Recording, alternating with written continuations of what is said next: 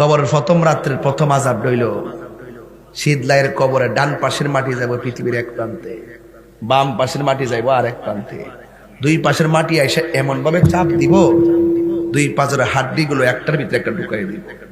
তখন বান্দা কইবা, আল্লাহ নামাজ না ফিরাইলে কবরে এমন আযাবটা দিবা, আগে যদি জানতাম নামাজ ছাড়তাম না।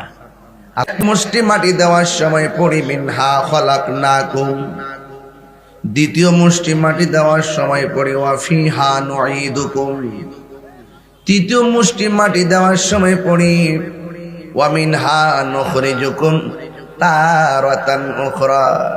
কিন্তু মাটি দেওয়ার আগে যখন লাশটাকে কবরে নামাই তখন একটা তাসবিহ পড়ি, কি জানেননি? বিসমিল্লাহি ওয়া আলা মিল্লাতি রাসূলিল্লাহ। ও পৃথিবীর মানুষ, আল্লাহ বলে, বান্দা রে,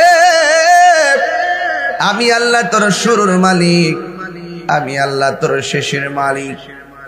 কাইফা তাকফুরুনা বিল্লাহি ওয়া কুনতুম আমওয়াতান ফাআহইয়াকুম সুম্মা ইউমীতুকুম সুম্মা ইউহয়ীকুম সুম্মা ইলাইহি তুরজাউন।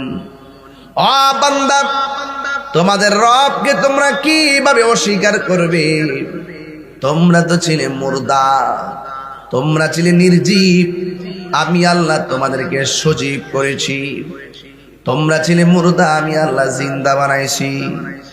আমি আল্লাহ তোমারে যখন দুনিয়ার মধ্যে পাঠাইছি, ধনী বলো দরিদ্র বলো, ভালো মন্দ যা হয়েছে সব কিছুর পিছনে কারিগর হলো একজন। জবান খুলে বলেন তিনি কে?